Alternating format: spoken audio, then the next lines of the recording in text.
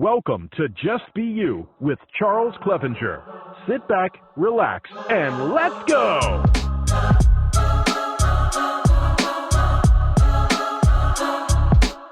So you served your time in the Air Force, transition out. I know you got your degree, right?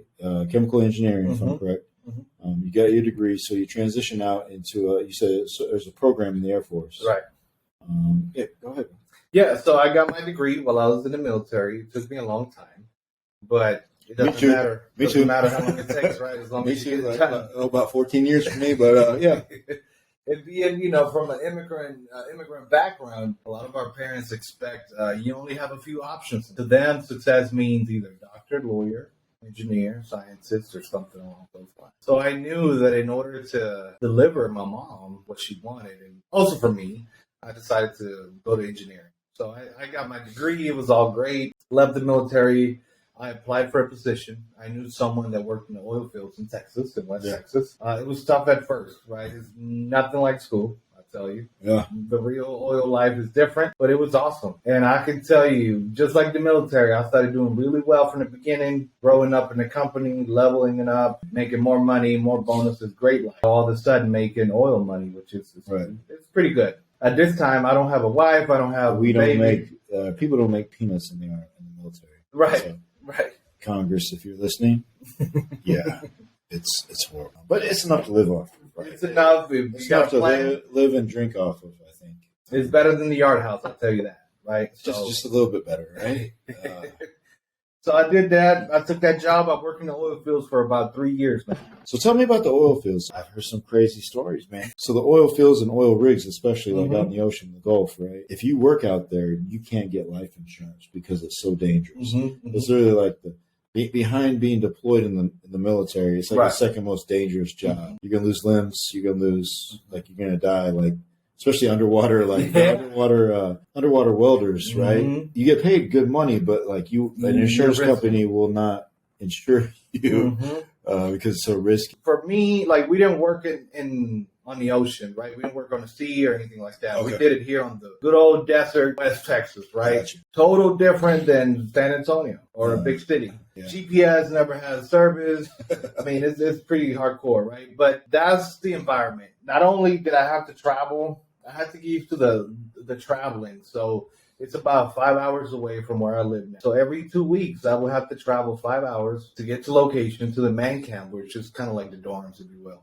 Is where we all stay. We have different rooms, like a hotel with a cafeteria. But you get there and you prepare for your shift. I used to work 15 days at a time. So you would work 15 days straight and 1 week off. But here's the thing. One hitch of 15 days is night shift. And then the next time is day shift. And then you just do that for however many years. So you can't get used to it. Let's say you work night shifts all 15 days and it's time to come home. When you clock out on the last day, you're not going to wait and sleep. You're ready to drive. That's where it gets dangerous. A lot of people would get into car accidents, crash. But that was just one of the things. The actual work itself is hard work, man. That's labor. I don't care what position you have. I don't care if you're the company man, contractor, engineer. Everybody has a lot of work to do, and everybody depends on each other. That's right. But you still have a lot of men that are from different backgrounds. They get unleashed into this one area, secluded from everybody. Right. Without their families. You're all into one area where one person messes up, all the tension and everything becomes so much. Fights, arguments, you name it. I saw it in there. Hey, that's what I hear. I hear it's like UFC without the ref, and there ain't no police, right? Like, you're not calling 911 out there. So listen, there's plenty of sand trucks and there's plenty of porta potties that you can go handle business in the back if you need to, right? With somebody. You police each other up, right? That's it. Yeah. So it's a lot of that, but there's also a lot of people who go there motivated with a mission, right? And the good thing about it is, for me, being young and hungry, I had the option to work as much as I wanted to. Right. So let's say I would start my hitch on a Monday. By Wednesday, I was already past 40 hours. I was already in overtime for the next 13 days. Right. So money, right? Plenty of money, good money. Here I am in my late 20s making, 150s, almost 200s. Right. Great life, right? Not rich, but at that age, single, you can pretty much buy whatever you want. Right. Right. But here's the thing. It can get tricky coming from nothing, having access to this. It's easy to kind of dive into the wrong side of things. Right. But if you're strong enough, then hopefully you start making smart moves with the money and you're not just throwing it all away. I decided to buy a house. Around that time, I bought a house. I didn't know much about it. I just knew that I needed to own a place. I was smart with my money, but I was still having fun. You know, I like clothes. I like fashion. Yeah. You know, I like to spend a little bit of money here and there, but I was always smart. I always had a plan. Give me your 2 top fashion designers. Okay. Right. And why? Okay. So number one, I'm going to go with Louis Vuitton, and this is not because it's super famous, but it has a lot to do with how I used to look at it growing up. Okay. In New York, I used to look at these magazines coming up. So I would see all these people, whether it's people on the street with urban gear that looks super fly, or you could see lawyers that are going, you know, make millions of dollars dressed in the most expensive Tom Ford suits. Right. So you see a little bit of everything. But that was my dream. My dream was to be an intern at either Gucci or Louis Vuitton in New York, even if all I had to do was serve coffee. So it's not so much for the logo itself, it's because of what it meant to me growing. You know, New York, you know that everybody had Canal Street, and you would have rappers buy like the fake leather Louis and all that stuff, right? We wanted to have it, but we couldn't afford it. It's funny you say that, right? We have this. You're younger than me, right? Right. About 10 years, but I had this stuff growing up, right? That I couldn't afford. I grew up very poor. Jordans and stuff, right? That I looked at. I couldn't afford it back then, right? But I can afford it now that I got a couple pennies to rub together in my pocket. Wave of people in their 30s and 40s that they couldn't afford all that cool stuff when they're kids, but now they can afford it. So basically these toys and Jordans and all this name brand stuff back in the day is coming popular again. And super expensive again because now that we can afford it, we can buy it. So there's this whole industry, and you know, these brands got us on lock, right? they got plenty of money from me, whether it be damn WWF action figures or baseball cards are coming back, right? Because Gary Vee and then Barry Bonds and Nolan Ryan rookie cards, Michael Jordan rookie cards back in the day. Man, I would love to have that as a kid. Couldn't afford it. Now we can afford it. They're banking on that. We can afford it. So that it's coming back popular again. And it's funny how industry and businesses, man, they know this. It's okay to treat yourself, especially with something that means something. Absolutely. And here's the thing. I never just bought shit just to buy it. I always felt like I had to earn every purchase. So before I made a big purchase, I would make sure that something in my life had to upgrade. Reach a goal. I'm going to buy me this. I'm going to get this. I'm going to go with Balenciaga. Yeah. I like Balenciaga a lot.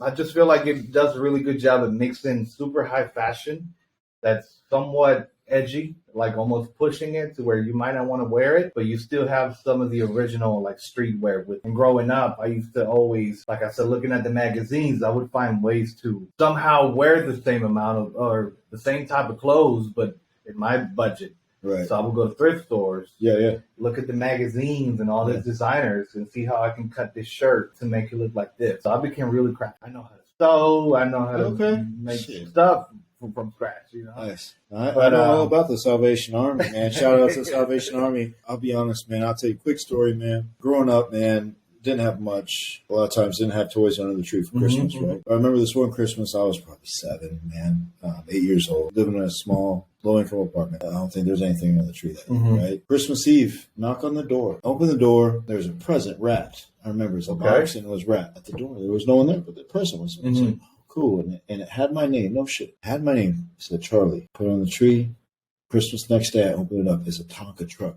Good Tonka truck. The big one. With the metal box? It was metal with the rubber. You can literally sit on that right now as an adult and it'll still stand. It was from Salvation Army. That little sticker, Salvation Army, right? So I remember that to this day, that the Salvation Army gave me that when I was 7, 8 years old. From that day forward, for the last probably 20 years, every time I see the dude outside the Walmart ringing the bell, they get all my cash on me. Right. I slip them 20 or whatever I have. Because you know that there's another kid out there somewhere that could get something similar. Yeah. It changes how it impacts you, right? Absolutely. And you never think about it until you become grown and then you sit back. It's like, what made me think the Salvation Army, right? Yeah. Crazy, I look at those clothes, bro, and it's funny. At some point, I was always almost embarrassed to even talk about my upbringing and everything. Now it's more of it's like a trophy. That's what I start off talking about how it all came about. We appreciate what we have now. That if it was just given to us, it wasn't 100%. Given.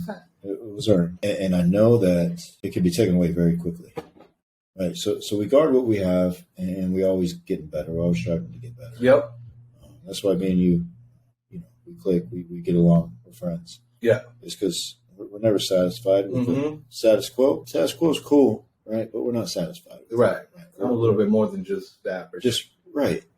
And one thing that kind of got me ahead in the military and just ahead in life in general, I will look at who's my boss or two bosses ahead, and I will look at them, man, and I'd analyze them, right? I give them that fucking evil eye, right? Like, man, I can do that. You siphon them up is what I was talking about. You kind of size them up. I can outwork you. If I give myself 1 or 2 more years, I can do that too. Because I may not be the smartest in the room, right? But I can outwork everybody.